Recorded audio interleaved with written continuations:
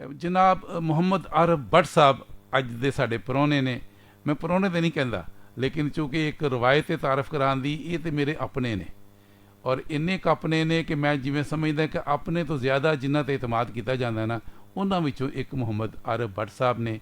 एक बड़ी ही दयानतदार शख्सियत, दयानतदार इस लिहाज नाल कि इन्हां दी सोच कोई बददियानती नहीं, कोई खयानत नहीं, बिल्कुल जो गल सोचते ने, जो समझते ने, नेक नीयत नाल ਉਹੀ ਕਰਦੇ ਨੇ, ਉਹੀ ਦੱਸਦੇ ਨੇ। ਇਸ ਲਿਹਾਜ਼ ਨਾਲ ਮੈਨੂੰ ਬੜੇ ਹੀ ਪਿਆਰੇ ਲੱਗਦੇ ਨੇ। ਔਰ ਪਿਆਰੇ ਕਿਉਂ ਨਾ ਹੋਣ, ਜਿਹੜੇ ਇਸ ਵਤਨ ਨਾਲ ਪਿਆਰ ਕਰਨ, ਜਿਹੜੇ ਇਸ ਕੌਮ ਨਾਲ ਪਿਆਰ ਕਰਨ, ਜਿਹੜੇ ਲੋਕਾਂ ਨਾਲ ਪਿਆਰ ਕਰਨ, ਜਿਹੜੇ ਆਵਾਮ ਨਾਲ ਪਿਆਰ ਕਰਨ, ਜਿਹੜੇ ਅੱਲਾ ਦੀ ਮਖਲੂਕ ਨਾਲ ਪਿਆਰ ਕਰਨ। ਮੈਨੂੰ ਤਾਂ ਸੱਚੀ ਗੱਲ ਹੈ ਬੜੇ ਪਿਆਰੇ ਲੱਗਦੇ ਨੇ। ਔਰ ਇਸੇ ਹਵਾਲੇ ਨਾਲ ਆਰਫ ਭੱਟ ਸਾਹਿਬ ਮੇਰੇ ਦਿਲ 'ਚ ਰਹਿੰਦੇ ਨੇ। ਆਰਫ ਭੱਟ ਸਾਹਿਬ, ਵੈਲਕਮ ਟੂ ਮਾਈ ਸ਼ੋ। ਜਜ਼ਾਕੱਲਾ ਜੀ, ਤੁਹਾਡਾ ਬਹੁਤ ਬਹੁਤ ਸ਼ੁਕਰੀਆ ਜੀ। ਤੁਸੀਂ ਬੜੀ ਖੂਬਸੂਰਤ ਗੱਲ ਕੀਤੀ ਹੈ ਜਾਈ ਸਾਹਿਬ। ਸਾਡੇ ਇਸ ਪੰਜਾਬ 'ਚ ਇੱਕ ਰਵਾਇਤ ਹੈ ਕਿ ਅਸੀਂ ਪ੍ਰਾਹੁਣੇ ਨੂੰ ਆਪਣੇ ਤੋਂ ਵੀ ਜ਼ਿਆਦਾ ਪਿਆਰਾ ਸਮਝਦੇ ਹਾਂ, ਅਤੇ ਤੁਸੀਂ ਉਸ ਰਵਾਇਤ ਨੂੰ ਬਰਕਰਾਰ ਰੱਖਦੇ ਹਾਂ। ਯਕੀਨਨ ਗੱਲ ਤਾਂ ਆਪਣੇ ਸੁਣਨ ਵਾਲੇ ਅੱਗੇ ਕੀਤੀ ਹੈ। ਮੈਂ ਤੁਹਾਡੇ ਸੁਣਨ ਵਾਲੇ ਨੂੰ ਵੀ ਸਲਾਮ ਕਰ ਲਵਾਂ। ਬੜੇ ਪਿਆਰੇ ਤੁਹਾਡੇ ਜਿੰਨੇ ਵੀ ਆਡੀਅנס ਹੈ, ਜਿੰਨੇ ਵੀ ਸੁਣਨ ਵਾਲੇ ਨੇ, ਉਹ ਤੁਹਾਡੇ ਨਾਲ ਪਿਆਰ ਵੀ ਕਰਦੇ ਨੇ ਔਰ ਤੁਹਾਡੇ ਉਸ ਪੈਗਾਮ ਨੂੰ ਸੁਣਦੇ ਵੀ ਨੇ ਜਿਹੜੇ ਤੁਸੀਂ ਉਹਨਾਂ ਨੂੰ ਆਪਣੇ ਇਸ ਪ੍ਰੋਗਰਾਮ ਦੇ ਜ਼ਰੀਏ ਡਿਲੀਵਰ ਕਰਦੇ ਹੋ। ਔਰ ਇਹ ਸਭ ਤੋਂ ਵੱਡਾ ਸਦਕਾ ਜਾਰੀਆ ਜੇ ਕਿ ਇਸ ਮੁਆਸ਼ਰੇ ਦੇ ਵਿੱਚ, ਰਹਿਣ ਸਹਿਣ ਦੇ ਵਿੱਚ, ਜਿੱਥੇ ਅਸੀਂ ਇਕੱਠਿਆਂ ਨੇ ਇਸ ਸੁਸਾਇਟੀ ਨੂੰ ਚਲਾਉਣਾ ਵੇ, ਔਰ ਜੇ ਕੋਈ ਮਿਸਬਤ ਸੋਚ ਵਾਲਾ ਪੈਗਾਮ ਉਹਨਾਂ ਤੱਕ ਪਹੁੰਚੇ। ਮੈਂ ਬੜਾ ਖੁਸ਼ ਹਾਂ। ਮੇਰੀ ਇੱਜ਼ਤ ਅਫਜ਼ਾਈ ਤੁਸੀਂ ਜਿਨ ਅਲਫਾਜ਼ਾਂ 'ਚ ਕੀਤੀ ਹੈ, ਹਕੀਕਤਨ ਮੈਂ ਸਮਝਦਾ ਕਿ ਤੁਸੀਂ ਆਪ ਬਹੁਤ ਨਫੀਸ, ਬਹੁਤ ਅਜ਼ੀਮ ਐਸੇ ਇਨਸਾਨ ਹੋ ਕਿ ਜਿਹੜੇ ਸਭ ਨੂੰ ਇੱਜ਼ਤ ਦਿੰਦੇ ਹੋ, ਮੁਹੱਬਤ ਦਿੰਦੇ ਹੋ, ਉਹਨਾਂ ਦੀ ਵਕਾਰ 'ਚ ਇਜ਼ਾਫਾ ਕਰਦੇ ਹੋ। ਔਰ ਮੈਂ ਬੜਾ ਪ੍ਰਾਊਡ ਫੀਲ ਕਰਨਾ, ਮੈਨੂੰ ਬੜਾ ਫਖਰ ਹੈ ਇਸ ਚੀਜ਼ ਦੇ ਹਵਾਲੇ ਨਾਲ ਕਿ ਤੁਸੀਂ ਤੁਹਾਡੇ ਕੋਲੋਂ ਸਿੱਖਣ ਦਾ ਵੀ ਸਾਨੂੰ ਮੌਕਾ ਮਿਲਦਾ ਹੈ, ਅਤੇ ਤੁਹਾਨੂੰ ਜਿਹੜੀ ਨਸ਼ਿਸਤ ਹੁੰਦੀ ਹੈ, ਜਿਹੜੀ ਤੁਸੀਂ ਆਪਣੇ ਸੁਣਨ ਵਾਲੇ ਨਾਲ ਕਰਦੇ ਹੋ, ਉਹਨਾਂ 'ਚ ਸਾਨੂੰ ਵੀ ਕੁਝ ਸਿੱਖਣ ਦਾ ਮੌਕਾ ਮਿਲਦਾ। ਭੱਟ ਸਾਹਿਬ ਬਹੁਤ ਸ਼ੁਕਰੀਆ। ਤੁਹਾਡੇ ਨਾਲ ਜਿਹੜਾ ਮੇਰਾ ਤਾਲੁਕ ਹੈ ਉਹ ਕੋਈ ਰਸਮੀ ਤਾਲੁਕ ਨਹੀਂ, ਕਲਬੀ ਤਾਲੁਕ ਹੈ। ਔਰ ਮੈਂ ਜੇ ਸਮਝਦਾ ਕਿ ਜਿਹੜੇ ਸੋਹਣੇ ਪਰੋਣੇ ਨੇ, ਚੰਗੇ ਲੋਕ ਨੇ, ਤੁਹਾਡੇ ਜਿਹੇ ਨੇ, ਉਹ ਵੀ ਮੈਂ ਆਪਣੇ ਆਡੀਅנס ਦੇ ਸਾਹਮਣੇ ਪੇਸ਼ ਕਰਾਂ। ਕਿਉਂਕਿ ਮੈਂ ਪਹਿਲਾਂ ਹੀ ਕਹਿਣਾ ਕਿ ਮੈਂ ਤੇ ਹਾਂ ਬਿਲਕੁਲ ਤੁਹਾਡੇ ਕੋਲ ਗੁਲਦਸਤਾ ਜੀ, ਐਸਾ ਗੁਲਦਸਤਾ ਜੀ ਕਿ ਮੈਂ ਤਾਂ ਇੱਕ ਛੋਟਾ ਜਿਹਾ ਉਹਦੇ 'ਚ ਇੱਕ ਸਾਈਡ ਨਹੀਂ ਤੁਸੀਂ ਬੜੇ ਮੇਰੇ ਗੁਲਦਸਤੇ ਦੇ ਬੜੇ ਖੂਬਸੂਰਤ ਫੁੱਲ ਹੋ, ਖੁਸ਼ਬੂ ਦੇਣ ਵਾਲੇ ਫੁੱਲ ਜਿਹੜੇ ਨੇ ਤੁਹਾਡੀ ਸੋਹਬਤ ਵਿੱਚ ਪ੍ਰਵਾਨ ਚੜ੍ਹਦੇ ਨੇ, ਫਿਰ ਉਹਨਾਂ ਦੀ ਮਹਿਕ ਸਾਡੇ ਸੁਣਨ ਵਾਲੇ ਤੱਕ ਵੀ ਪਹੁੰਚਦੀ ਹੈ। ਤੁਸੀਂ ਅੱਜ ਕੱਲ੍ਹ ਦੇ ਦੌਰ ਦੇ ਵਿੱਚ ਮੈਂ ਤਾਂ ਸਮਝਣਾ ਪਿਆ ਵਾਂ ਕਿ ਤੁਹਾਡਾ ਜਿਹੜਾ ਕਿਰਦਾਰ ਹੈਗਾ ਉਹ ਸ਼ਾਇਦ ਹੀ ਅੱਲਾਹ ਤਾਲਾ ਸਾਨੂੰ ਤੌਫੀਕ ਦੇਵੇ ਕਿ ਅੱਲਾਹ ਤਾਲਾ ਤੌਫੀਕ ਦੇਵੇ ਤੇ ਅਸੀਂ ਕਰਦੇ ਰਹੀਏ ਕੌਮ ਵਾਸਤੇ, ਮੁਲਕ ਵਾਸਤੇ, ਵਤਨ ਵਾਸਤੇ ਸੋਚਦੇ ਰਹੀਏ। ਭੱਟ ਸਾਹਿਬ, ਇਹ ਵਤਨ ਨੇ ਤੇ ਸਭ ਕੁਛ ਹੈ, ਮੁਲਕ ਹੈ ਨਾ, ਤੇ ਅਸੀਂ ਸਾਡੀ ਕੁਛ ਸ਼ਨਾਖਤ ਹੈ। ਬਲਕਿ ਮੈਂ ਤੇ ਸ਼ਨਾਖਤ ਹੀ ਕਹਿੰਦਾ, ਮੈਂ ਤਾਂ ਸ਼ਾਨ ਕਹਿੰਦਾ। ਜਦੋਂ ਆਪਣੇ ਆਪ ਨੂੰ ਪਾਕਿਸਤਾਨ ਵਸਤਾ ਕਹਿੰਦਾ ਤਾਂ ਮੈਂ ਕਹਿੰਦਾ ਮੇਰੀ ਸ਼ਾਨ ਹੈ ਪਾਕਿस्तानी होना कहलाना। मैं बड़ा फ़ख्र करदा, प्राउड करदा, ऐसी गल नहीं।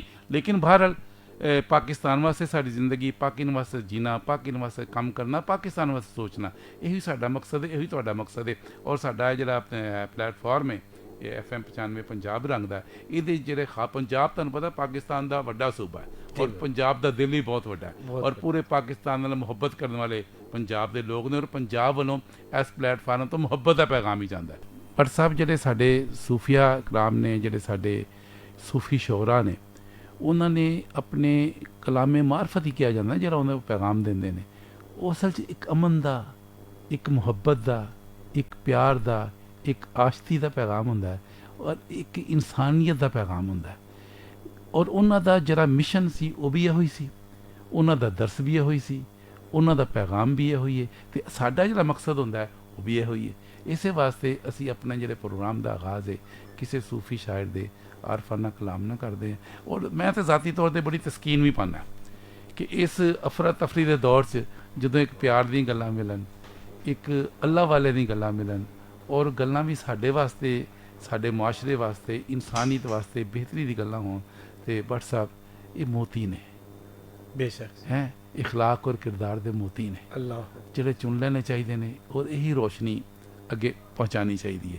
ਅਤੇ ਮੈਂ ਚਾਹਾਂਗਾ ਅੱਜ ਕਿ ਤੁਹਾਡੀ ਜੀ ਸ਼ਖਸੀਅਤ ਤਸ਼ਰੀਫ ਲਿਆਈਏ ਅਤੇ ਅਸੀਂ ਅੱਜ ਗੱਲ ਵੀ ਇਹ ਵੀ ਕਰੀਏ ਕਿ ਜਿਹੜੇ ਇਖਲਾਕ ਦੇ ਜਿਹੜੇ ਮੋਤੀ ਨੇ ਉਹ ਕਿਸ ਤਰ੍ਹਾਂ ਮਜ਼ੀਦ ਅਸੀਂ ਮੁਆਸ਼ਰੇ 'ਚ ਫੈਲਾ ਸਕਦੇ ਹਾਂ। ਇਹਦੀ ਰੋਸ਼ਨੀ ਨਾਲ ਕਿਸ ਤਰ੍ਹਾਂ ਅਸੀਂ ਇਸ ਸੁਸਾਇਟੀ ਨੂੰ ਮੁਨੱਵਰ ਕਰ ਸਕਦੇ ਹਾਂ। ਔਰ ਇਹ ਨਹੀਂ ਕਿ ਇਹ ਮੁਨੱਵਰ ਇਸ ਕਿਸਮ ਦੀ ਹੋਣੀ ਹੈ ਕਿ ਬੜੇ ਕੁਝ ਆਉਂਦੇ ਨੇ, ਇਨਸਾਨ ਦੇ ਜ਼ਿਹਨ ਔਰ ਦਿਲ ਨੂੰ ਰੋਸ਼ਨੀ ਮਿਲਦੀ ਹੈ ਜਦੋਂ ਇਨਸਾਨ ਦਾ ਦਿਲ ਔਰ ਦਿਮਾਗ ਇਹ ਰੋਸ਼ਨ ਹੋ ਜਾਏ। ਇੱਥੋਂ ਤਰੀਕੀ ਖਤਮ। ਉਹ ਤਰੀਕੀ ਕਾਹਦੀ ਹੁੰਦੀ ਹੈ? ਜਹਾਲਤ ਦੀ, ਤਾਸੁਬ ਦੀ, ਖੁਦਗਰਜ਼ੀ ਦੀ, ਹਿਰਸੋ ਹਵਸ ਦੀ, ਮਾਰਦਾੜ ਦੀ, ਨਫ਼ਰਤ ਦੀ। ਇਹੀ ਹੈ ਨਾ ਤਰੀਕੀ। ਇਹ ਤਰੀਕੀ ਅਗਰ ਆਰਿਫ ਭੱਟ ਸਾਹਿਬ ਇਹ ਖਤਮ ਹੋ ਜਾਏ ਔਰ ਇਹਦੀ ਬਜਾਏ ਇੱਕ ਪਿਆਰ ਦੀ, ਉਨਸ ਦੀ, ਚਾਹਤ ਦੀ, ਮੁਰੱਵਤ ਦੀ ਔਰ ਆਪਸ ਦੀ ਭਾਈਚਾਰੇ ਦੀ, ਇੱਕ ਦੂਸਰੇ ਦੇ ਅਹਿਸਾਸ ਦੀ ਅਗਰ ਰੋਸ਼ਨੀ ਆ ਜਾਵੇ ਤੇ ਫਿਰ ਕਿਆ ਤੁਸੀਂ ਨਹੀਂ ਸਮਝਦੇ ਹੋ ਕਿ ਮੁਆਸ਼ਰੇ 'ਚ ਹਰ ਪਾਸੇ ਇੱਕ ਅਮਨ ਹੀ ਅਮਨ ਹੋਵੇ, ਪਿਆਰ ਹੀ ਪਿਆਰ ਹੋਵੇ, ਖੁਸ਼ਬੂ ਹੀ ਖੁਸ਼ਬੂ ਹੋਵੇ। ਔਰ ਜਿਹੜਾ ਅਸੀਂ ਗੁਲਦਸਤਾ ਲਈ ਫਿਰਦੇ ਹਾਂ ਇਹ ਵੀ ਫਿਰ ਸਮਰਾਵਰ ਹੋ ਜਾਏ ਕਿ ਹਰ ਜਗ੍ਹਾ ਖੁਸ਼ਬੂ ਫੈਲੇ। ਕੀ ਕਹਿੰਦੇ ਹੋ ਤੁਸੀਂ ਇਸ ਬਾਰੇ? ਸੁਭਾਨ ਅੱਲਾ ਜੀ, ਮਾਸ਼ਾਅੱਲਾ ਜੀ। ਪਹਿਲੀ ਤਾਂ ਗੱਲ ਹੈ ਕਿ ਇਸੇ ਤਰ੍ਹਾਂ ਹੀ ਜੇ ਅਸੀਂ, ਕਿਉਂਕਿ ਇਹਨਾਂ ਹਸਤੀਆਂ ਦੀ ਇਹ ਜਿਹੜੇ ਬੋਲ ਨੇ, ਇਹ ਜਿਹੜੇ ਪੈਗਾਮ ਨੇ, ਜਿਹੜੇ ਉਹਨਾਂ ਨੇ ਖੁਦਾ ਦੀ ਮਖਲੂਕ ਵਾਸਤੇ ਕਹੇ ਨੇ, ਇਹਨਾਂ ਕੋਲੋਂ ਦੂਰ ਹਟਦੇ ਗਏ ਆ। ਔਰ ਹਜਾਈ ਸਾਹਿਬ ਜਿੰਨਾ ਅਸੀਂ ਇਹਨਾਂ ਕੋਲੋਂ ਦੂਰ ਹਟਦੇ ਗਏ ਆ ਉਨੀਆਂ ਹੀ ਸਾਡੇ ਅੰਦਰ ਉਹ ਸਿਫਤਾਂ ਜਿੰਨੀਆਂ ਕਿ ਨਹੀਂ ਸੀ ਆਉਣੀਆਂ ਚਾਹੀਦੀਆਂ, ਜਿਹੜਾ ਤੁਸੀਂ ਨਾਂ ਲਿੱਤਾ ਹੈ, ਤੀਰਗੀ, ਹਵਸ, ਲਾਲਚ, ਇਹ ਸਾਡੇ ਅੰਦਰ ਆਉਣੀਆਂ ਸ਼ੁਰੂ ਹੋ ਗਈਆਂ ਨੇ। ਉਹ ਯਕੀਨਨ ਇਸ ਤਰ੍ਹਾਂ ਹੀ ਜੇ ਜਿਸ ਤਰ੍ਹਾਂ ਤੁਸੀਂ ਫਰਮਾਇਆ ਜੇ ਕਿ ਇਖਲਾਕ ਜਿਹੜਾ ਜੇ ਇਨਸਾਨੀਅਤ ਦੀ ਰੂਹ ਹੈ, ਇਨਸਾਨੀਅਤ ਦੀ ਜਿਹੜੀ ਰੂਹ ਹੈ ਨਾ ਉਹ ਇਖਲਾਕ ਨਾਲ ਹੀ ਜ਼ਿੰਦਾ ਵੇ। ਤੇ ਜੇ ਉਹਦੇ ਅੰਦਰ ਉਹਦੀ ਰੂਹ ਹੀ ਮੌਜੂਦ ਨਹੀਂ ਹੋਏਗੀ ਤੇ ਫਿਰ ਤੁਸੀਂ ਸਮਝੋਗੇ ਕਿ ਉਸ ਸੁਸਾਇਟੀ ਦਾ ਕੀ ਹਾਲ ਹੋਏਗਾ। ਔਰ ਅਗਾਹੀ ਹਮੇਸ਼ਾ ਦੂਸਰਿਆਂ ਸੇ ਹੁੰਦੀ ਹੈ। ਜਹਾਲਤ ਜਿਹੜੀ ਜਿਹਨੂੰ ਅਸੀਂ ਤੀਰਗੀ ਕਹਿੰਦੇ ਆ, ਹਵਸ ਕਹਿੰਦੇ, ਇਹ ਆਪਣੇ ਵਾਸਤੇ ਹੁੰਦੀ ਹੈ। ਜਾਨਵਰ ਸਿਰਫ ਆਪਣੇ ਵਾਸਤੇ ਹੀ ਜਿੰਦਾ ਹੈ।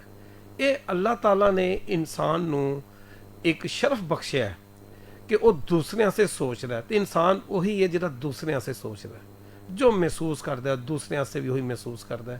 ਤੇ ਇਹਨੂੰ ਅਸੀਂ ਸਮਝਾਂਗੇ ਕਿ ਇਹਨੂੰ ਹੀ ਅਸੀਂ ਸ਼ੌਰ ਕਹਿੰਦੇ ਆ ਕਿ ਜਿਹੜੀ ਅਗਾਹੀ ਹੈ ਸਾਨੂੰ ਜੇ ਆ ਜਾਏ ਕਿ ਅਸੀਂ ਆਪਣੇ ਤੋਂ ਹਟ ਕੇ, ਆਪਣੀ ਅਨਾਹ ਤੋਂ, ਆਪਣੇ ਹਵਸ ਤੋਂ, ਆਪਣੀ ਲਾਲਚ ਤੋਂ, ਆਪਣੇ ਤਹੱਸਬ ਤੋਂ, ਆਪਣੇ ਮਫਾਦਾਤ ਤੋਂ ਹਟ ਕੇ ਦੂਜੇ ਵਾਸਤੇ ਸੋਚਣਾ ਸ਼ੁਰੂ ਕਰ ਦਈਏ, ਇੱਥੋਂ ਹੀ ਇਨਸਾਨੀਅਤ ਦਾ ਆਗਾਜ਼ ਸ਼ੁਰੂ ਹੁੰਦਾ ਹੈ।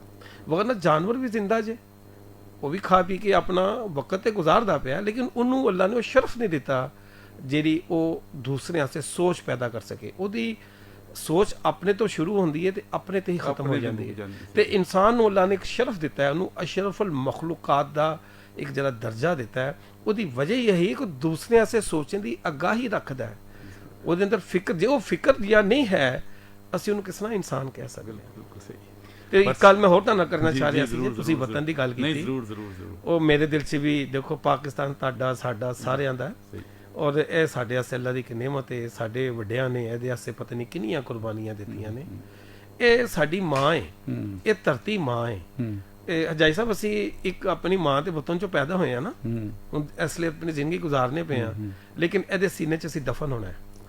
ਤੇ ਜਿਹੜਾ ਇਹਦੇ ਨਾਲ ਮੁਖਲਸ ਨਹੀਂ ਜੇ ਨਾ, ਇੱਥੋਂ ਦੇ ਰਹਿਣ ਵਾਲੇ ਲੋਕਾਂ ਨਾਲ ਪਿਆਰ ਨਹੀਂ ਜੇ ਕਰਦਾ, ਯਕੀਨ ਕਰ ਲਓ ਉਹਨੂੰ ਅਸੀਂ ਇਹੀ ਸਮਝਾਂਗੇ ਕਿ ਉਹ ਬੇਹਿੱਸ ਇਨਸਾਨ ਹੀ ਹੋ ਸਕਦਾ। ਵਤਨ ਨਾਲ ਪਿਆਰ ਕਰਨਾ ਈਮਾਨ ਦੀ ਨਿਸ਼ਾਨੀ ਜੇ, ਤੇ ਵਤਨ 'ਚ ਰਹਿਣ ਵਾਲੇ ਲੋਕਾਂ ਨਾਲ ਮੁਹੱਬਤ ਕਰਨਾ, ਇਹ ਸਮਝੋ ਕਿ ਖਲਕੇ ਖੁਦਾ ਉਹਦੀ ਰਜ਼ਾ ਪਾਉਣ ਦਾ ਇੱਕ ਆਸਾਨ ਤਰੀਕਾ ਜੇ। ਭੱਟ ਸਾਹਿਬ, ਇਹ ਜਿਹੜੀ ਤੁਸੀਂ ਗੱਲ ਕੀਤੀ ਹੈ, ਅਸਲ 'ਚ ਇਹ ਦੇਖਿਆ ਜਾਏ ਨਾ, ਇਹਨੂੰ ਅਸੀਂ ਸਮਝਦੇ ਕਿ ਇਨਸਾਨੀਅਤ ਦੇ ਜੋਹਰ ਦਾ, ਇਨਸਾਨੀਅਤ ਦਾ ਜੋਹਰ ਹੈ ਜਿਹਨੂੰ ਕਹਿੰਦੇ ਨਿਚੋੜ ਦੀ ਤੁਸੀਂ ਗੱਲ ਕਰਤੀ ਹੈ। ਤੇ ਜਦੋਂ ਇਹ ਤੋਂ ਅਸੀਂ ਬੇਗਾਨਾ ਹੋ ਜਾਂਦੇ ਹਾਂ, ਇਹਨੂੰ ਅਸੀਂ ਇੱਕ ਤਰਫ ਰੱਖ ਦਿੰਦੇ ਹਾਂ। ਉਹ ਤੁਸੀਂ ਜਿਹੜੀ ਗੱਲ ਕੀਤੀ ਹੈ, ਬਿਲਕੁਲ ਮੈਂ ਉਹਨੂੰ ਸੈਕਿੰਡ ਕਰਦਾ, ਉਹਦੀ ਤਾਈਦ ਕਰਦਾ ਕਿ ਫਿਰ ਇਨਸਾਨ ਜਾਨਵਰ ਬਣ ਗਿਆ, ਡੰਗਰ ਹੋ ਗਿਆ ਨਾ।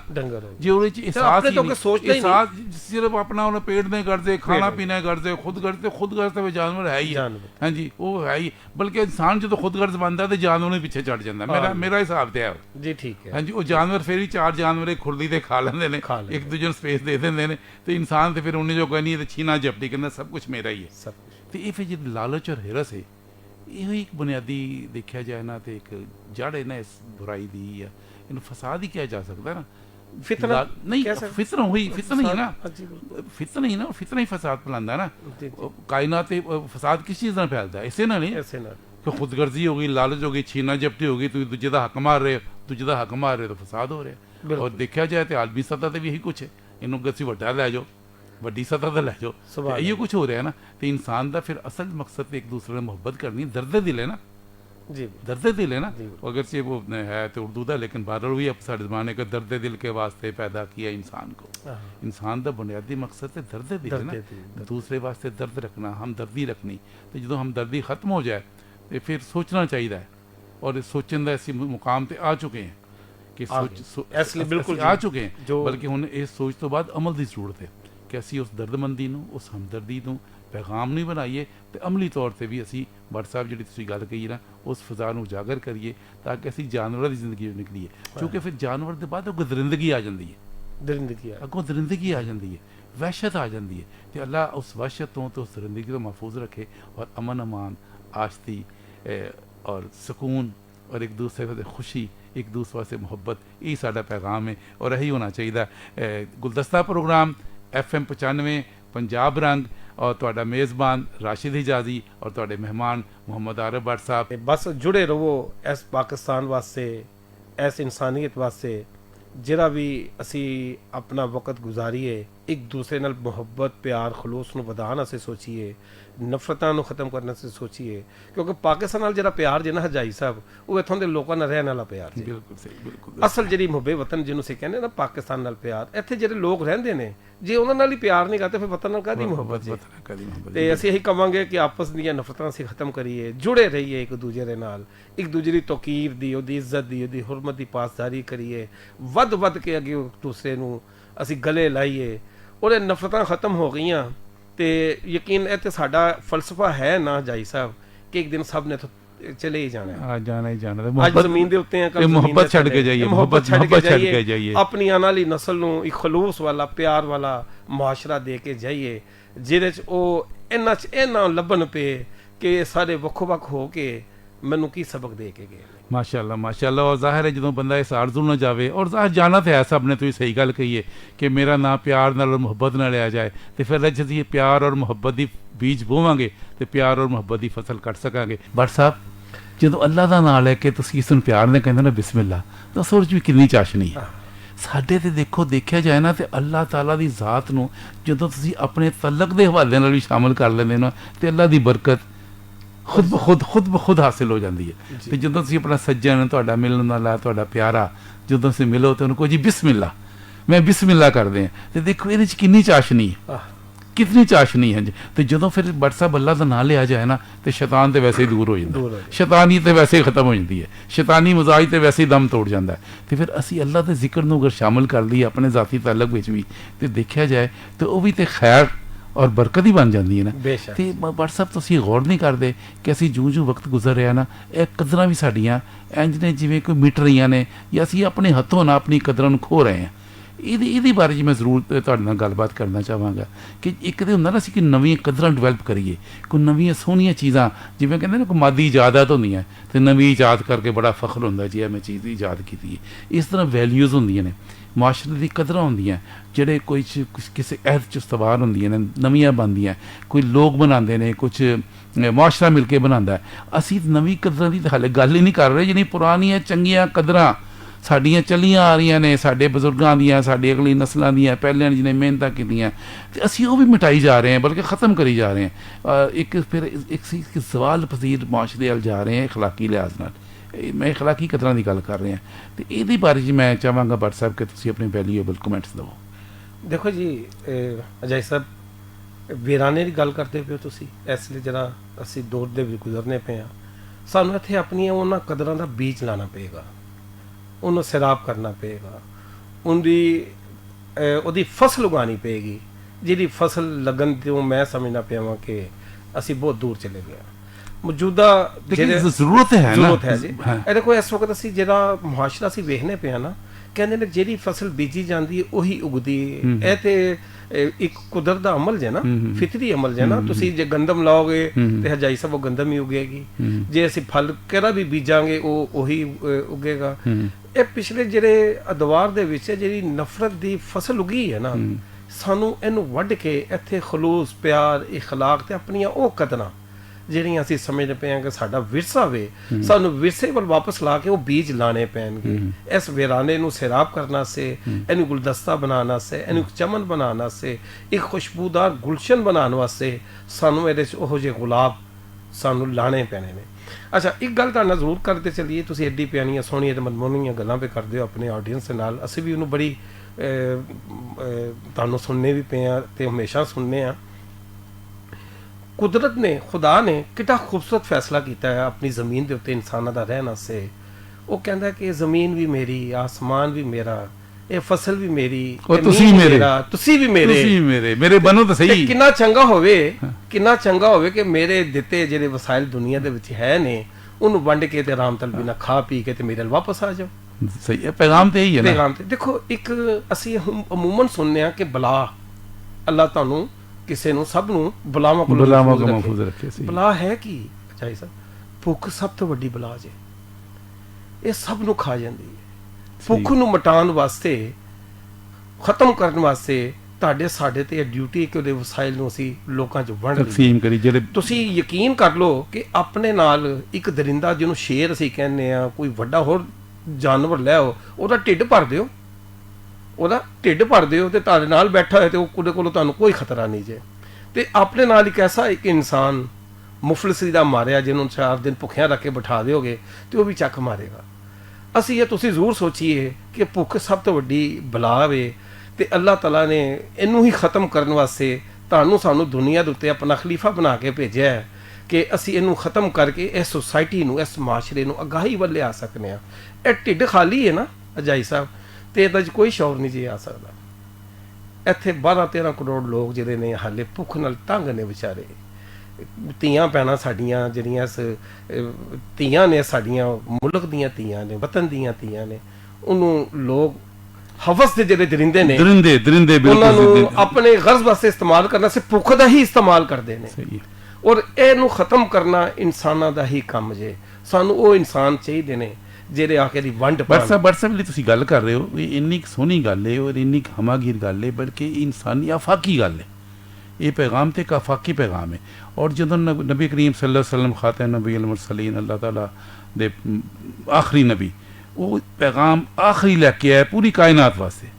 रहमतुल आलमीन है ना, पूरी आलमीन दे रहमत ने सब वास्ते पैगाम लेके आए ना, पूरी इंसाना दे जी हसी ना।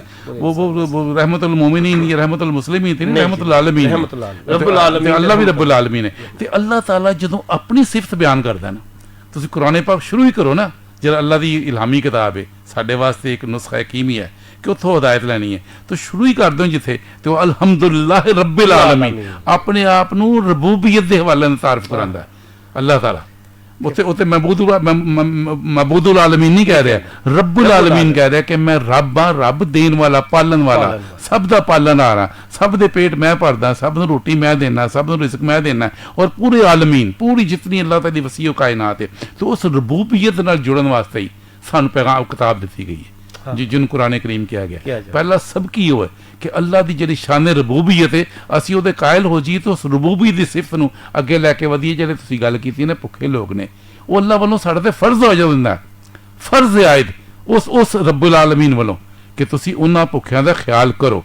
और फिर जगह जगह हिदायत है, जगह जगह ते मस्कीनां दा, गरीबां दा, यतीमां दा, बेबसां दा, बेकसां दा, तुहाडे माल च उन्हां दा हिस्सा है। तुहानूं दिता गया ना जिहड़ा माल, ਜਿਹੜੇ ਸਾਹਿਬ ਨਸੀਬ ਲੋਕ ਨੇ, ਸਾਹਿਬ ਕਰਮ ਲੋਕ ਨੇ, ਜਿਨ੍ਹਾਂ ਦੇ ਅੱਲਾ ਦੇ ਇਨਾਮਾਤ ਨੇ, ਜਿਨ੍ਹਾਂ ਨੂੰ ਅੱਲਾਹ ਤਾਲਾ ਨੇ ਬਹੁਤ ਸਾਰਾ ਨਵਾਜ਼ਿਆ, ਤੇ ਅੱਲਾਹ ਕਹਿੰਦਾ ਜੀ ਮੈਂ ਉਹਨਾਂ ਦਾ ਹਿੱਸਾ ਜੇ, ਉਹਨਾਂ ਦਾ ਹਿੱਸਾ ਉਹਨਾਂ ਨੂੰ ਦੇ ਦਿਓ।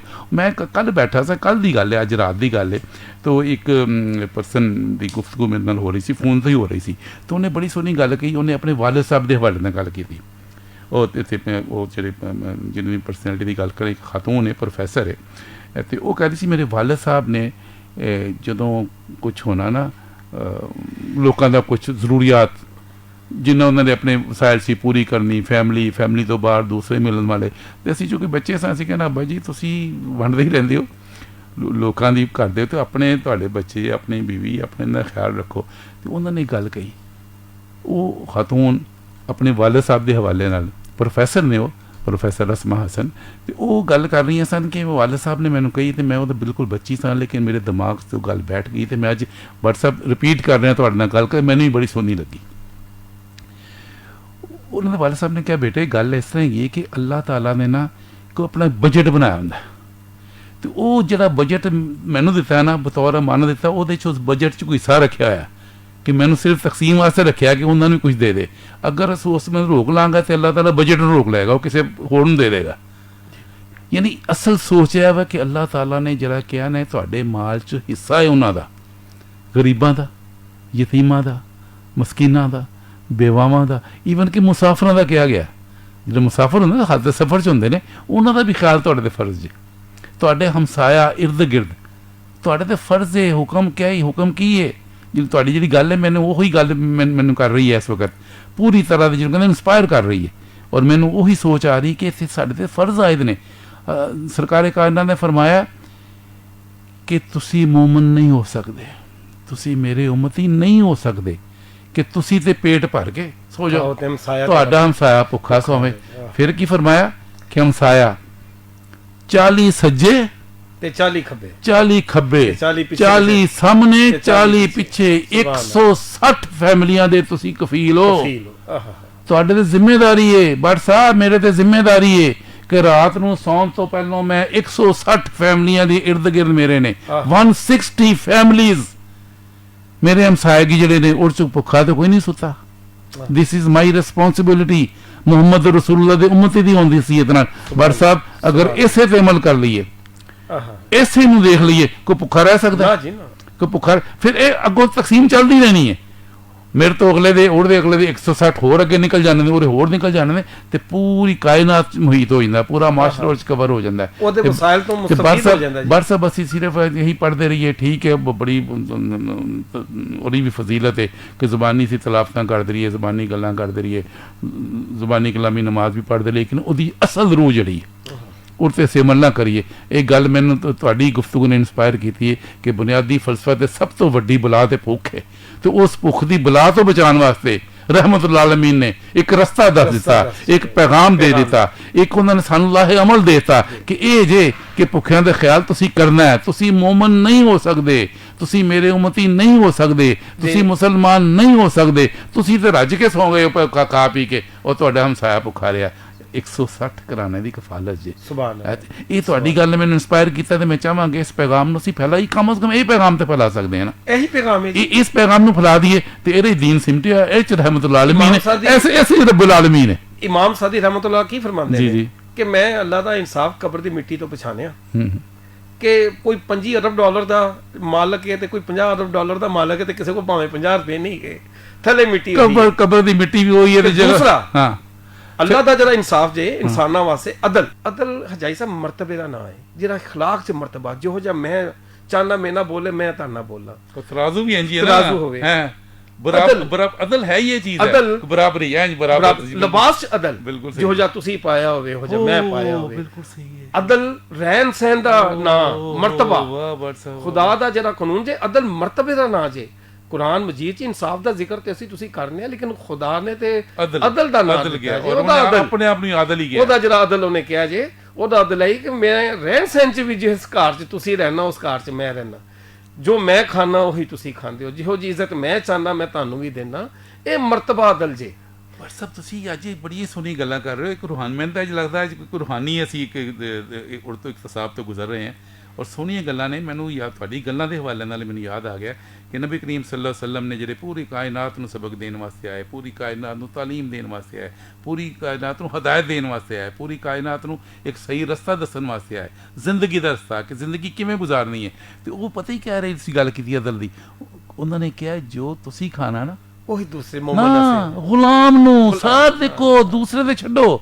ਹਮ ਪੱਲਾ ਤੇ ਖਾਂਦੇ ਹੀ ਨਹੀਂ ਇੱਕ ਦੂਜੇ ਨਾਲ, ਭਰਾ ਇੱਕ ਦੂਜੇ ਨਾਲ ਖਾਂਦੇ ਨੇ, ਮੀਆਂ ਬੀਵੀ ਇੱਕ ਦੂਜੇ ਨਾਲ ਖਾਂਦੇ ਨੇ, ਔਲਾਦ ਖਾਂਦੀ ਹੈ, ਗੁਲਾਮ ਨੌਕਰ ਵੀ ਗੁਲਾਮ। ਗੁਲਾਮ ਨੂੰ ਕਿਹਾ ਹੈ ਉਹੀ ਜੋ ਤੁਸੀਂ ਖਾਣਾ ਨਾ ਉਹੀ ਗੁਲਾਮ ਨੂੰ ਖਵਾਣਾ ਜੇ, ਇਹ ਅਦਲ ਹੈ। ਜੋ ਤੁਸੀਂ ਪਹਿਨਣਾ ਉਹੀ ਗੁਲਾਮ ਨੂੰ ਪਹਿਨਾਣਾ, ਇਹੋ ਹੀ ਅਦਲ ਜੇ। ਔਰ ਫਿਰ ਜਨਾਬ ਚਸ਼ਮੇ ਫਲਕ ਨੇ ਦੇਖਿਆ ਪੂਰੀ ਕਾਇਨਾਤ 'ਚ, ਪੂਰੀ ਤਾਰੀਖ ਇਨਸਾਨੀ 'ਚ भट्ट साहब ऐसी मिसाल मिल ही नहीं सकती कि 4 बर्रे आज़मा दा हुक्मरान, खलीफा वक्त, खलीफा राशिद दोम, अमीरुल मोमिनीन हजरत उमर फारूक आजम रजी अल्लाह तआला अन, वो जनाब जा रहे ने। तय पाया सी कि एक मंजिल जड़ी है ना, वो गुलाम बैठेगा ऊंट ते खलीफा ओदी लगाम पकड़ेगा। सुभान अल्लाह। एक मंजिल, एक पैगाम देता है, एक पैगाम कि मंजिल ऊपर बैठा जे, ऊंट के ऊपर बैठा है गुलाम, और खलीफा वक्त ने, हाकिम वक्त ने, अमीरुल मोमिनीन, 4 बर्रे आज़मा दे हुक्मरान हैं, उन्होंने दी पकड़ी चल रहे हैं। हाँ जी। और किस वक्त? जिस वक्त उस इलाके जिथे लोग इस्तकबाल करते, मफतूह इलाका उसे मौजूद ने, खलोते ने के आ रहे हैं, खलीफा अमीरुल मोमिनीन आ रहे हैं, अमीरुल मोमिनीन आ रहे हैं, तो उन्होंने इस्तकबाल करना है। तो उसने गुलाम ने क्या कि हुजूर हुन उस वक्त वो आगे ते मैं फड़ लेना, तुसी नहीं कहंदे तेरी वारी हैगी बैठन दी, मैं अपनी वारी लै चुका है। वो जिहड़ी मंजिल तय की ना वारो वारी दी, एक मंजिल तेरी, एक मेरी, ऐ ते हुन तेरी वारी चल रही है ना। खुदा दी हक नहीं अदल, ए अदल जिहड़ी गल कीती ना अदल दी, ए अदल है बेशक। और आदल आज़म, हाँ जी, जो फारूक आज़म, उन्हां दा देखो अंदाजा करो ना कि नहीं। ते तारीख ऐसी को दसो भट्ट साहब, कोई दूसरी मिसाल दसो तो कोई है?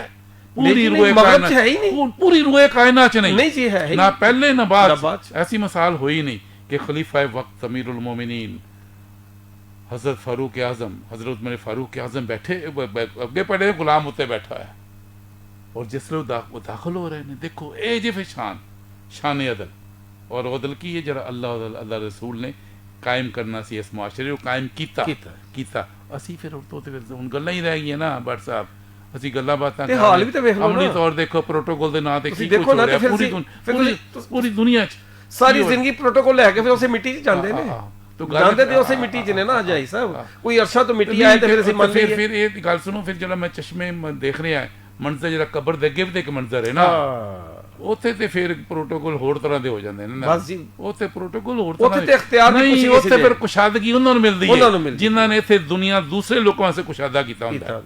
ਕਬਰ ਤੇ ਉਹਨਾਂ ਦੀ ਜੰਨਤ ਬਣਨੀ ਹੈ ਨਾ, ਜਿਹੜੇ ਨੇਕ ਇਨਸਾਨ, ਜਿਨ੍ਹਾਂ ਨੇ ਲੋਕਾਂ ਵਾਸਤੇ ਜੰਨਤ ਬਣਾਈ ਹੈ ਦੁਨੀਆ, ਜਿਨ੍ਹਾਂ ਨੇ ਲੋਕਾਂ ਵਾਸਤੇ, ਆਪਣੇ ਮਹਕੂਮਾਂ ਵਾਸਤੇ, ਜਿਹੜੇ ਉਹਨਾਂ ਦੇ ਜ਼ੇਰੇ ਅਸਰ ਲੋਕ ਸਨ, ਉਹਨਾਂ ਵਾਸਤੇ ਅਗਰ ਉਹਨਾਂ ਕੁਸ਼ਾਦਗੀ ਕੀਤੀ, ਉਹਨਾਂ ਵਾਸਤੇ ਅਗਰ ਉਹਨਾਂ ਨੇ ਇਸ ਦੁਨੀਆ ਨੂੰ ਜੰਨਤ ਬਣਾਇਆ, ਤੇ ਉਹਨਾਂ ਦੀ ਕਬਰ ਵੀ ਜੰਨਤ ਹੈ, ਉਹਨਾਂ ਵਾਸਤੇ ਕਬਰ ਵੀ ਕੁਸ਼ਾਦਾ ਹੈ। ਲੇਕਿਨ ਭੱਟ ਸਾਹਿਬ ਜਿਨ੍ਹਾਂ ਨੇ ਇਸ ਨਿਜ਼ਾਮੇ ਅਦਲ ਤੇ ਕਾਰਬੰਦ ਨਹੀਂ ਹੋਏ, ਇੱਥੇ ਉਹਨਾਂ ਨੇ ਜ਼ੁਲਮ ਕੀਤਾ ਹੈ, ਔਰ ਲੋਕਾਂ ਵਾਸਤੇ ਜ਼ਿੰਦਗੀ ਅਜੀਰਨ ਬਣਾਈ ਹੈ, ਆਪਣੇ ਦੂਸਰੇ ਲੋਕਾਂ ਨੂੰ ਤੰਗ ਰੱਖੇ, ਆਪਣੇ ਜ਼ੇਰੇ ਅਸਰ ਲੋਕਾਂ ਨੂੰ, ਤੇ ਉਹਨਾਂ ਵਾਸਤੇ ਮਤ ਸੋਚਣ। ਮੈਂ ਪੂਰੇ ਸ਼ਰੇ ਸਦਰ ਨਾਲ ਕਹਿ ਰਿਹਾ ਕਿ ਕਬਰ ਦਾ ਹਾਲ ਤੇ ਵੈਸੇ ਅੱਲਾ ਜਾਣਦਾ, ਲੇਕਿਨ ਅੱਲਾ ਤੇ ਅੱਲਾ ਰਸੂਲ ਨੇ ਜੋ ਕੁਝ ਬਣਾਇਆ ਉਹਦੇ ਵਿੱਚ ਉਹਨਾਂ ਵਾਸਤੇ ਕਬਰ ਬਿਲਕੁਲ ਕੁਸ਼ਾਦਾ ਨਹੀਂ ਹੋ ਸਕਦੀ, ਜਿਨ੍ਹਾਂ ਨੇ ਇੱਥੇ ਦੂਸਰੇ ਇਨਸਾਨਾਂ ਵਾਸਤੇ ਜ਼ਿੰਦਗੀ ਤੰਗ ਕੀਤੀ ਹੋਵੇ।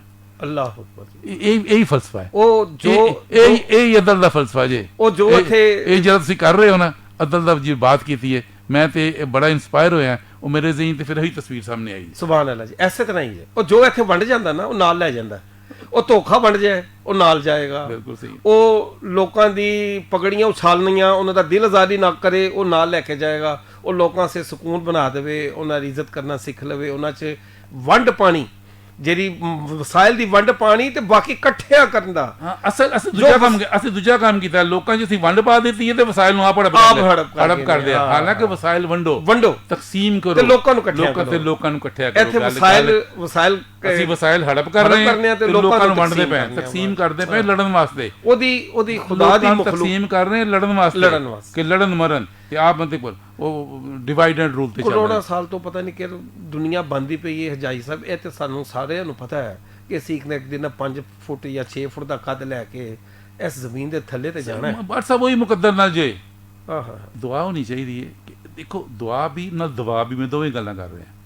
ਉਹ ਜਿਹੜੀ ਦਵਾ ਹੋਵੇ ਕਿ ਜਿਹੜੇ ਇੱਥੇ ਅਮਰਾਜ਼ ਨੇ ਉਹਨਾਂ ਦੀ ਦਵਾ ਵੀ ਹੋਣੀ ਚਾਹੀਦੀ ਹੈ। ਜਿਹੜੇ ਮਰਜ਼ ਇਖਲਾਕੀ ਮਰਜ਼ ਨੇ, ਜਿਹੜੇ ਮੁਆਸ਼ਰਤੀ ਅਮਰਾਜ਼ ਨੇ, ਜਿਨ੍ਹਾਂ 'ਚ ਮੁਆਸ਼ਰਾ ਮੁਬਤਲਾ ਹੋ ਚੁੱਕਾ ਹੈ, ਉਹਨਾਂ ਦੀ ਦਵਾ ਵੀ ਹੋਣੀ ਚਾਹੀਦੀ ਹੈ। ਉਹਨਾਂ ਦੀ ਦਵਾ ਇਹੋ ਹੀ ਹੈ ਕਿ ਉਹਨਾਂ ਦੀ ਇਹ ਜਿਹੜੀ ਹਵਸ ਹੈ, ਜਿਹੜੀ ਲਾਲਚ ਹੈ, ਜਿਹੜੀ ਹਿਰਸ ਹੈ, ਜਿਹਨੇ ਇਨਸਾਨੀ ਨੂੰ ਤਬਾਹ ਕਰ ਰਹੀ ਹੈ। ਦੇਖੋ ਕਿਸੇ ਵੀ ਸਤ੍ਹਾ 'ਤੇ ਇੱਕ ਘਰ ਦੇ ਅਫਰਾਦ 'ਚ ਅਗਰ ਲਾਲਚ ਔਰ ਹਿਰਸ ਪੈਦਾ ਹੋ ਜਾਏ ਨਾ, ਕਿ ਵੀ ਮੈਂ ਲੱਲਾ ਵੀ, ਉਹ ਘਰ ਵੀ ਨਹੀਂ ਚੱਲ ਸਕਦਾ ਜੀ, ਉਹ ਵੀ ਇਸਾਰ ਨਾਲ ਚੱਲਦਾ ਹੈ। ਜਿਹੜੀ ਤੁਸੀਂ ਗੱਲ ਕਹੀ ਨਾ, ਜੋ ਕੁਛ ਹੈ ਉਹ ਵੰਡ ਕੇ ਖਾਣ ਨਾਲ ਚੱਲਦਾ। ਉਹ ਅਸੀਂ ਛੋਟੇ ਹੁੰਦੇ ਸਾਂ ਤੇ ਤੁਹਾਨੂੰ ਵੀ ਯਾਦ ਹੋਏਗਾ, ਤੇ ਉਹ ਸਾਡੇ ਮਾਂ ਪਿਓ ਸਾਨੂੰ ਸਬਕ ਦਿੰਦੇ, ਵੰਡ ਖਾਓ ਤੇ ਖੰਡ ਖਾਓ ਹੈ। ਕਿੱਡੇ ਕਿੱਡੇ ਸੋਹਣੇ ਲਫ਼ਜ਼ ਔਰ ਫਿਕਰੇ ਹੁੰਦੇ ਸੀ, ਅੱਜ ਵੀ ਜ਼ਿਹਨਾਂ ਹੀ ਮਹਿਫੂਜ਼ ਨੇ। ਇਹ ਗੱਲ ਤੁਹਾਡੀ ਗੱਲ 'ਚ ਇਹਨੂੰ ਜ਼ਰਾ ਅੱਗੇ ਵਧਾਦੇ ਹਾਂ ਜੇ ਅਸੀਂ ਅੱਜ ਵੀ ਵੰਡ ਪਾਣੀ ਸ਼ੁਰੂ ਕਰ ਦਈਏ, ਯਕੀਨ ਕਰ ਲਓ ਸਾਰੀਆਂ ਬਿਮਾਰੀਆਂ ਹੀ ਖਤਮ ਹੋ ਜਾਣਗੀਆਂ।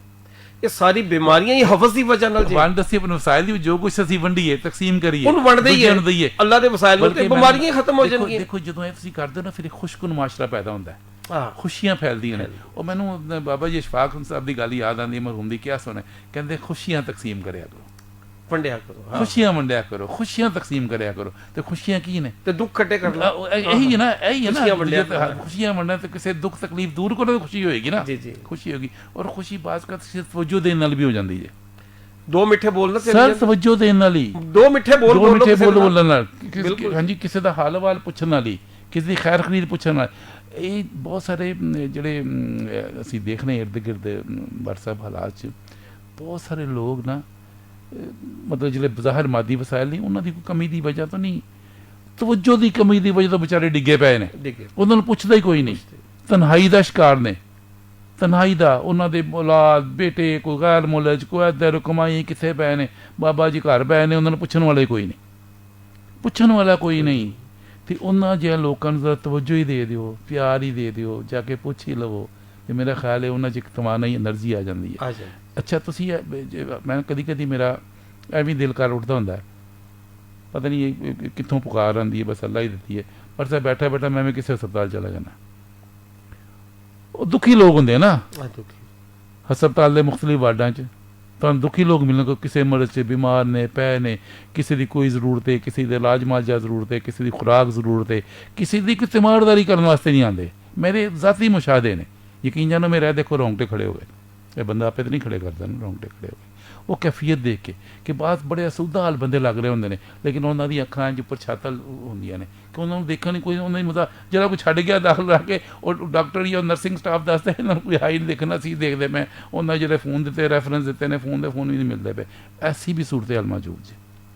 ਅਤੇ ਬਟ ਸਾਹਿਬ ਜਿਹੜੀ ਗੱਲ ਹੈ ਨਾ, ਤੁਸੀਂ ਸਿਰਫ ਧਿਆਨ ਹੀ ਦੇ ਦਿਓ, ਤਵੱਜੋ ਹੀ ਦੇ ਦਿਓ, ਖੈਰੀਅਤ ਹੀ ਪੁੱਛ ਲਓ, ਖੈਰ ਹੀ ਪੁੱਛ ਲਵੋ, ਹਾਲ ਵਾਲ ਹੀ ਪੁੱਛ ਲਓ, ਜਿਵੇਂ ਤੁਸੀਂ ਗੱਲ ਕਹੀ ਹੈ ਕਿ ਮੁਸਕਰਾ ਕੇ ਉਹਨੂੰ ਮਿਲ ਹੀ ਲਵੋ। ਅਤੇ ਮੇਰਾ ਖਿਆਲ ਇਹਦੇ 'ਚ ਹੀ ਅਸੀਂ ਬਹੁਤ ਸਾਰੀ ਭਲਾਈਆਂ ਔਰ ਖੈਰ ਪਾ ਸਕਦੇ ਹਾਂ। ਫਿਰ ਤੁਸੀਂ ਇਰਦ ਗਿਰਦ ਆਪਣੇ ਮਹੱਲੇ 'ਚ, ਆਪਣੀ ਸੁਸਾਇਟੀ 'ਚ, ਆਪਣੇ ਇਲਾਕੇ 'ਚ, ਆਪਣੀ ਕਾਲੋਨੀ 'ਚ, ਜਿੱਥੇ ਵੀ ਤੁਸੀਂ ਰਹਿ ਰਹੇ ਹੋ, ਇੱਕ ਤਾਂ ਪਹਿਲਾਂ ਮੈਂ ਗੱਲ ਕੀਤੀ ਨਾ ਹਮਸਾਇਗੀ ਦੀ, ਉਹ ਤਾਂ ਤੁਹਾਡੇ ਫਰਜ਼ ਬਣ ਹੀ ਗਿਆ ਨਾ, ਲੇਕਿਨ ਬਾਅਦ ਕਾਤ ਕਿਸੇ ਨੂੰ ਭੁੱਖ ਦੀ ਜ਼ਰੂਰਤ ਨਹੀਂ ਹੁੰਦੀ, ਰੱਜੇ ਪੈ ਬੈਠਦੇ ਹੁੰਦੇ, ਲੇਕਿਨ ਸਿਰਫ ਤਵੱਜੋ ਦੀ ਜ਼ਰੂਰਤ ਹੁੰਦੀ। ਇਹ ਵੀ ਇੱਕ ਬਹੁਤ ਬੜਾ ਸਾਡਾ ਇੱਕ ਮੁਆਸ਼ਰਤ ਇਲਮੀ ਹੈ। ਬਲਕਿ ਮੈਨੂੰ ਕੱਲ੍ਹ ਦੀ ਗੱਲ ਨਹੀਂ, ਪਿਛਲੇ ਹਫ਼ਤੇ ਦੀ ਗੱਲ ਹੈ, 2-3 ਦਿਨ ਪਹਿਲਾਂ ਦੀ ਗੱਲ ਹੈ, ਇੱਕ ਬੜੇ ਮਾਹਿਰ ਨਫਸੀਆਤ ਨੇ, ਕੋਈ ਹਰਜ ਨਹੀਂ ਹੁੰਦਾ ਕਿਸੇ ਦਾ ਨਾਲ ਕੋਈ ਖਿਦਮਤ ਖਲਕ ਕਰ ਰਿਹਾ, ਇਨਸਾਨੀ ਹਵਾਲੇ ਨਾਲ ਖਿਦਮਤ ਖਲਕ ਕਰ ਰਿਹਾ ਹੋਵੇ, ਅਤੇ ਉਹਦਾ ਨਾਂ ਲੈ ਲੈਣਾ ਚਾਹੀਦਾ, ਕੋਈ ਕਮਰਸ਼ੀਅਲ ਬੁਨਿਆਦ 'ਤੇ ਨਹੀਂ, ਬਲਕਿ ਇਨਸਾਨੀ ਬੁਨਿਆਦਾਂ 'ਤੇ ਕੋਈ ਮਿਲਣਾ ਚਾਹੇ, ਮਸ਼ਵਰਾ ਕਰਨਾ ਚਾਹੇ। ਇੱਥੇ ਇੱਕ ਬੜਾ ਮੈਂ ਵੀ ਸਮਝਦਾ ਕਿ ਉਹ ਵੀ ਅਦਾਰੇ ਜਿਹੜੇ ਬਣਾ ਗਏ ਨੇ, ਉਹ ਵੀ ਵਕਤ ਦੇ ਵਲੀ ਸਨ, ਬਿਲਾ ਤਮੀਜ਼ ਕੋਈ ਵੀ ਸਾਨੂੰ, ਮੈਂ ਉਹਨਾਂ ਨੂੰ ਵਲੀ ਕਹਾਂਗਾ ਕਿ ਜਿਨ੍ਹਾਂ ਨੇ ਇਸ ਕਿਸਮ ਦੇ ਵੈਲਫੇਅਰ ਦੇ ਅਦਾਰੇ ਬਣਾ ਦਿੱਤੇ, ਜਿੱਥੇ ਇਨਸਾਨੀਅਤ ਨੂੰ ਬੜਾ ਸਭ ਕੋਈ ਸਕੂਨ ਮਿਲਦਾ ਹੈ, ਕੋਈ ਖੈਰ ਮਿਲਦੀ। ਫਾਊਂਟੇਨ ਹਾਊਸ ਦੀ ਮੈਂ ਗੱਲ ਕਰ ਰਿਹਾ, ਇੱਥੇ ਲਾਹੌਰ 'ਚ, ਉੱਥੇ ਵਿਚਾਰੇ ਜ਼ਹਿਨੀ ਅਮਰਾਜ਼ ਦੇ ਲੋਕ ਆਉਂਦੇ ਨੇ, ਡਿਪਰੈਸ਼ਨ ਦੇ ਮਾਰੇ, ਨਫਸੀਆਤ ਦੀ ਅਮਰਾਜ਼ ਦੇ ਸ਼ਿਕਾਰ, ਉਹਨਾਂ ਦੇ ਬਾਜ਼ ਔਕਾਤ ਘਰ ਵਾਲੇ ਜਿਹੜੇ ਨੇ ਆਪਣੀ ਜ਼ਿੰਮੇਦਾਰੀਆਂ ਬਜਾਏ ਉਹਨੀ ਤਾਲੀਫੇ ਕਲਬ ਕਰਨ, ਉਹਦਾ ਖਿਆਲ ਕੇਅਰ ਕਰਨ, ਉੱਥੇ ਛੱਡ ਜਾਂਦੇ ਨੇ। ਔਰ ਉਹ ਦੱਸਦੇ ਰਹੇ ਸੀ ਕਿ ਪੁੱਛਣ ਨੂੰ ਵੀ, ਦੇਖਣ ਨੂੰ ਨਹੀਂ ਆਉਂਦੇ ਬਾਅਦ 'ਚ ਕਿ ਜਿਹਨੂੰ ਅਸੀਂ ਛੱਡ ਕੇ ਗਏ ਆਪਣੇ ਕਿਸੇ ਅਜ਼ੀਜ਼ ਨੂੰ, ਉਹ ਕਿਸ ਹਾਲ 'ਚ ਹੈ, ਇਹ ਕਿਸ ਖੈਰ 'ਚ। ਅਤੇ ਉਹਨਾਂ ਦੇ ਜਿਹੜੇ ਇੰਚਾਰਜ ਨੇ, ਡਾਕਟਰ ਇਮਰਾਨ ਮੁਰਤਜ਼ਾ, ਕਮਾਲ ਦੀ ਸ਼ਖਸੀਅਤ ਨੇ, ਕਮਾਲ। ਮੈਂ ਚਾਹਾਂਗਾ ਕਿਸੇ ਲਈ ਉਹਨਾਂ ਨੂੰ ਆਪਣੇ ਇਸ ਪ੍ਰੋਗਰਾਮ 'ਚ ਲਿਆਵਾਂ ਅਤੇ ਉਹਨਾਂ ਨਾਲ ਗੱਲਬਾਤ ਕਰਾਂ। ਅਤੇ ਉਹਨਾਂ ਨੇ ਕਿਹਾ ਕਿ ਇੱਕ ਤਾਂ ਜਿਹੜੀ ਸਾਡੀ ਗੱਲ ਹੈ ਨਾ, ਉਹਨਾਂ ਦੀ ਗੱਲ ਮੈਂ ਦੱਸ ਰਿਹਾ, ਉਹੀ ਗੱਲ ਹੈ, ਤੁਹਾਡੇ ਨਾਲ ਮਿਲਦੀ ਜੁਲਦੀ ਗੱਲਾਂ ਨੇ। ਉਹਨਾਂ ਨੇ ਕਿਹਾ ਬੰਦਾ ਅਗਰ ਅੱਲਾ ਨਾਲ ਤਾਲਕ ਜੋੜ ਦੇਵੇ ਤਾਂ ਅੱਲਾ ਦੇ ਬੰਦਿਆਂ ਨਾਲ ਤਾਲਕ ਨਹੀਂ ਖਤਮ ਹੋ ਸਕਦਾ, ਅਤੇ ਅਗਰ ਉਹਨੇ ਅੱਲਾ ਦਾ ਬੰਦਾ ਤਾਲਕ ਜੋੜਿਆ ਹੋਇਆ ਬਜ਼ਾਰ, ਲੇਕਿਨ ਅੱਲਾ ਦੇ ਬੰਦੇ ਨਾਲ ਤਾਲਕ ਨਹੀਂ, ਤਾਂ ਉਹ ਨਜ਼ਰਸਾਨੀ ਕਰੇ ਕਿ ਮੇਰਾ ਅੱਲਾ ਨਾਲ ਤਾਲਕ ਵੀ ਹੈ ਵੀ ਕਿ ਨਹੀਂ ਹੈ ਵੀ।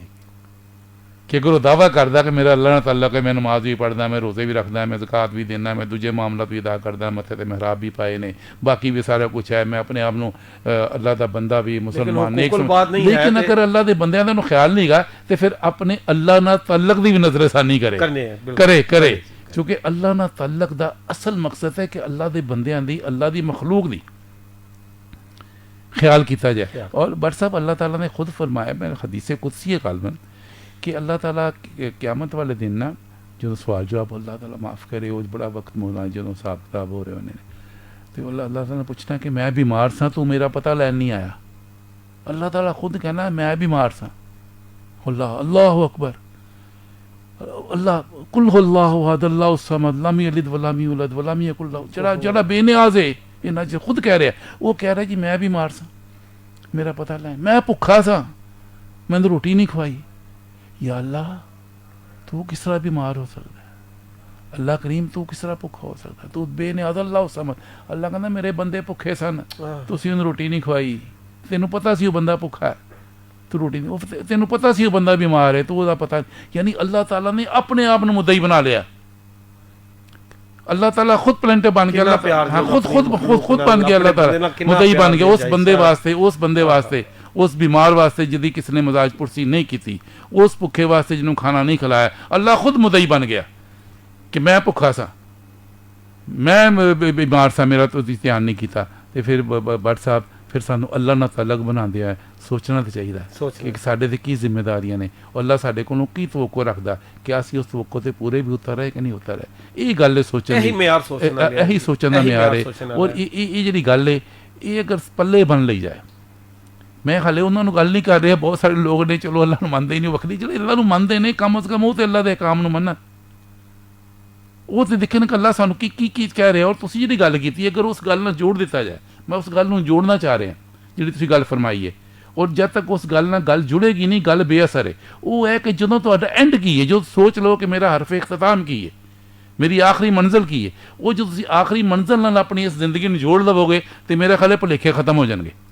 ते असीं इसे भुलेखे च पए होए ना, ऐसे जी जिंदगी दे बस सब इसे भुलेखे च पए ना कि असीं उस आखिरी मंजिल तो बेखबर हां जिहदे तो तुसीं तवज्जो दिलाई है, जिन्होंने कबर कहा जाता है, जिन्होंने कबर की मिट्टी कहा जाता है। अगर उस कबर की मिट्टी नूं याद रखा जाए तो फिर जिहड़े दुनिया के भुलेखे ने मुक जाने चाहिए, क्योंकि उहदा ज़ादे राह उही है जिहड़ा तुसीं इस वक्त करोगे। और बदनसीबी है, इन्हूं बदनसीबी कहांगा ना कि सब कुछ होंदियां भी करन दे बावजूद। और सब तो वड्डी गल भट्ट साहब ये नहीं कि अल्लाह करीम ने तुहानूं मोहलत देती है, ये वक्त देता है, तुहानूं देता है, मैनूं देता है, जिहड़े इस वक्त जीरो ने, जिहड़े साह लै रहे ने, जिहड़े जिउंदे जागदे ने, वो सोचन कि साडे वंगर ही वो जिउंदे जागदे लोग सन, साडे वंगर ही इस दुनिया ते इस धरती ते चलदे फिरदे सन। साडे तो ज़्यादा हो सकदा, साडे तो ज़्यादा इकतदार दे मालिक होण, ये साडे तो ज़्यादा इख्तियार दे मालिक होण, साडे तो ज़्यादा ताकत दे मालिक होण, ते अज वो कित्थे पए ने।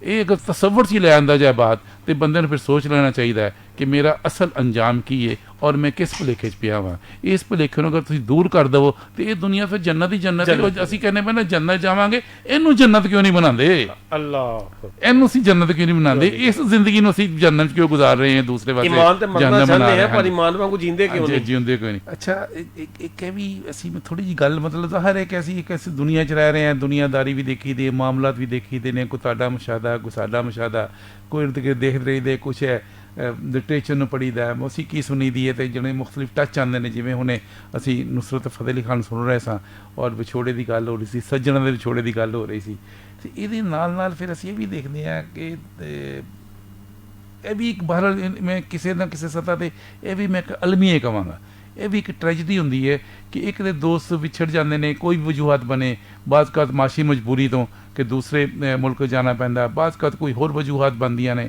कोई अपने ज़ाती मसाइल हो सकते हैं, बाज़ का तुसीं उस को विछड़ जाते हो दूसरी जगह पर चल। और लेकिन ये नाल नाल एक असीं वो दसी जिहड़ी अबदी मजबूरी है कि जिहड़ा वैसे ही चले जाना, दुनिया तो चले जाना, वो सब ने जाना है। और उस जुदाई का तो उस विछोड़े का तो फिर व्हाट्सअप सदमा ही वखरा होंदा है। असीं ये सारे सदमे नूं गौर करिए, फिर एक पासे वो चीज़ां देखिए कि जिहड़े दोस्त अहबाब एक दूजे नाल मौजूद ने, तल्लुक बने ने, जुड़े ने, दोस्ती है, तो फिर किसी ना किसी वजह तो ना वो आ जाती है, रंजिश आ जाती है, कोई थोड़ी बहुत नाराज़गी आ जाती है, हल्की जी चिंगारी जिहदी दिल च शोला बन जांदा है, एक दूजे नाल रुस पैंदे ने, है रुस पैंदे ने, जिन्होंने पंजाबी जी कहते हैं रुस गए, पैगाम दिओ जी ਜਿਹੜੇ ਇੱਕ ਦੂਜੇ ਕੋਲ ਰੁੱਸੇ ਨੇ ਮਨਾ ਲੈਣ ਤੇ ਆਪਣੇ ਦਿਲਾਂ ਦੀਆਂ ਚਿੰਗਾਰੀਆਂ ਨੂੰ ਰੁਸਣਾ ਨਹੀਂ ਚਾਹੀਦਾ। ਉਸ ਪਾਣੀ ਨਾਲ ਖਤਮ ਕਰ ਦੇਣ ਪਿਆਰ ਪਿਆਰ ਦੀ ਦੀ। ਇਹ ਬੜੀ ਤੁਸੀਂ ਇੱਕ ਸੋਹਣੀ ਜੀ ਗੱਲ ਆਖੀ ਹੈ। ਪਤਾ ਨਹੀਂ ਕਿੰਨੇ ਪਹਿਲੇ ਚਲੇ ਜਾਣਾ ਹੈ ਕਿਹੜੇ ਜੱਜ ਚਲੇ ਸਾਹਿਬ, ਹਾਂ ਤੇ ਪਤਾ ਨਹੀਂ ਕਿੰਨੇ ਪਹਿਲੇ ਚਲੇ ਜਾਣਾ ਹੈ, ਤੇ ਕਿਉਂ ਨਾ ਅਸੀਂ ਇੱਕ ਦੂਜੇ ਨੂੰ ਜ਼ਿੰਦਗੀ 'ਚ ਮਨਾ ਲਈਏ। ਮਨਾ ਲਈਏ, ਔਰ ਅਵਲ ਤੇ ਰੁੱਸੀਏ ਨਾ, ਜੇ ਰੁੱਸ ਜਾਈਏ ਤੇ ਫਿਰ ਇੱਕ ਦੂਜੇ ਨੂੰ ਮਨਾ ਲਈਏ।